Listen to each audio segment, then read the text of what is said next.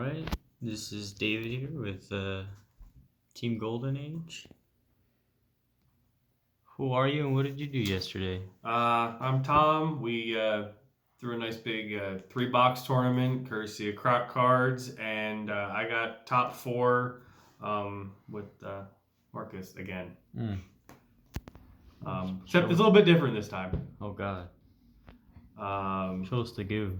So I think it's the standard Orcust lineup: 3 the best normal summon, 3 Nightmare for grind games, double Skeleton for grind games, double Wand for grind games, 1 Brass as an extender, and the card I always want to cut but can't just seem to cut it because it comes up clutch at some point in a tournament, Gizmek. We play 1 Armageddon Knight, 1 Greffer. This basically is kind of becoming a Dark Turbo. We play a Phantom Knight package. We play 1 Boots. We play 1 Cloak, and a new addition to the lineup is Torn Scales.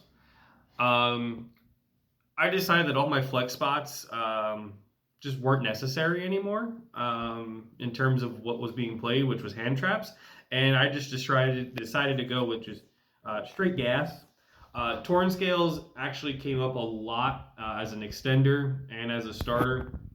It allows you to have an extra dump off of Rusty, especially if you open awkward hands, and then it can summon itself back and do like link climbing plays. This card was really, really good. I had to play late in one game where I still had a target engraved in the deck, and was able to discard Wand. And because it's cost, that's just insane. No matter what my opponent did anyway, I was able to get Wand into the graveyard and just win. But this card was actually like really, really clutch. You don't want to like draw it, but 90% of this deck is like cards you don't want to draw except like 6. So as long as you see one of the 6 cards, it kind of doesn't matter like what else you have.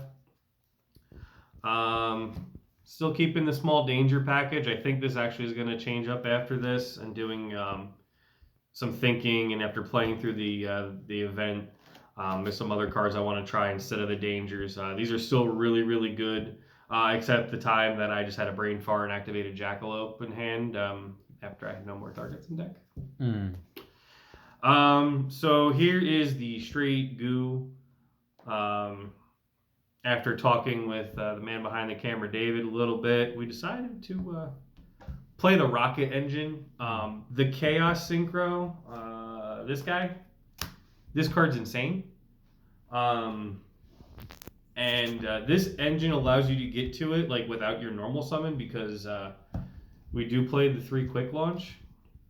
So this just allows you to essentially get to Orcust combo and bait out all the hand traps, because you're gonna get your opponent's gonna Nibiru you, then you're still gonna have your full combo.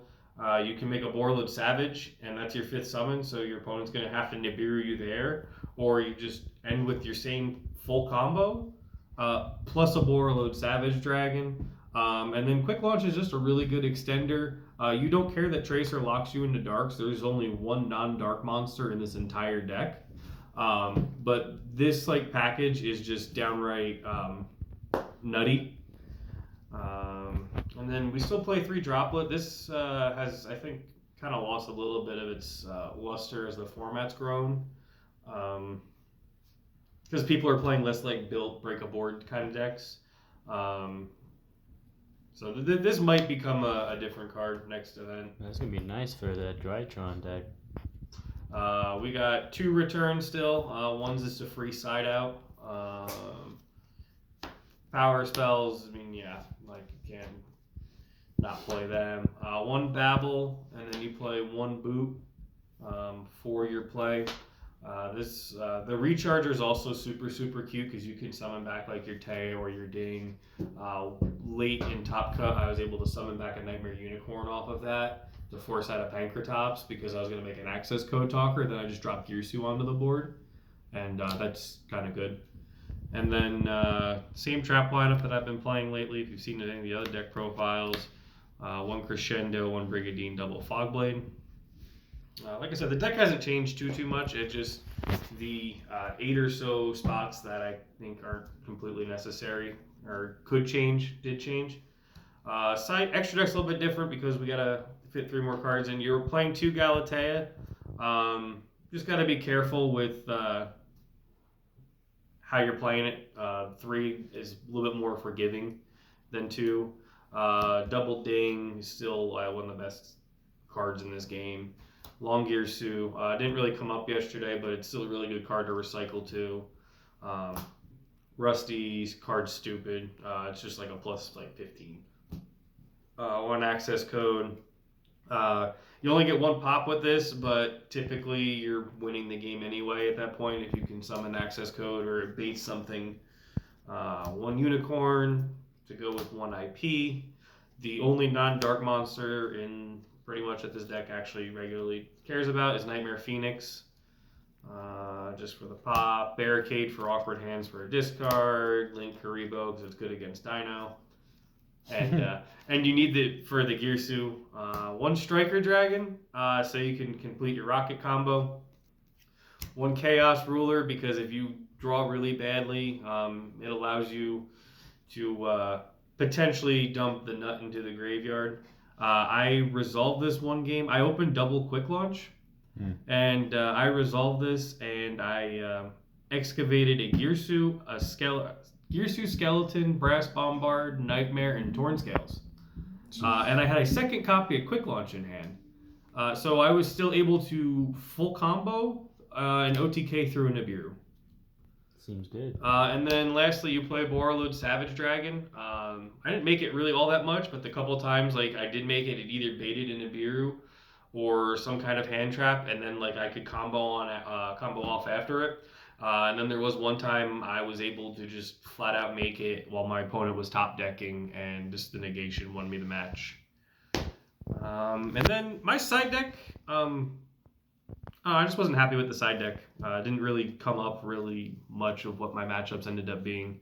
3 Nibiru, Rock Boy pretty good. 3 Mourner. I just didn't see it when a couple of times I did side it.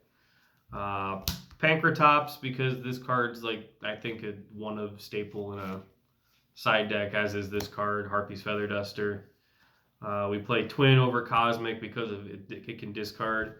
The best card, in all honesty, from this side deck this weekend was this Mind Control. A couple times I was able to like yoink a Nibiru after they hit me, or they were like, if I go second, they like imperm my normal summon, and I would just say Mind Control and then continue and pop off with what I was doing. And then lastly, because this whole side deck's essentially for going second, the main deck's mostly for going first, but can play going second. Then we just play 3 imperm because sometimes you don't want your opponent to build that big board, and sometimes you don't want to draw your Phantom Knight package going second. Oh. So yeah, this deck this deck was insane. It plays through Nibiru better than any Orcust deck I've ever played. It plays through a lot more hand traps and makes your opponent have to really think about their plays as opposed to just knowing, oh, if I just hit the normal summon, then I'm just going to win. It forces them to have a follow-up, especially with Quick Launch. There's a few more cards that I'm going to be testing and hopefully making another Orcust deck profile or some kind of theory video pretty soon for the channel here. All right, congrats, man. You want to do any shout-outs before we end the video? Shout-outs to David for the kind of last-minute suggestion. It was just really, really good and insane, and I wish I had played this version sooner. Shout-outs to Cam for moral support. Shout-outs to the old man Adam for just doing everything he does for the community out here.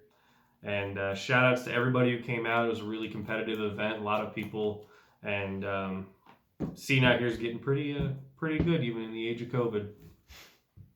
All right, man. Well, congrats on the top, and we'll see you next time.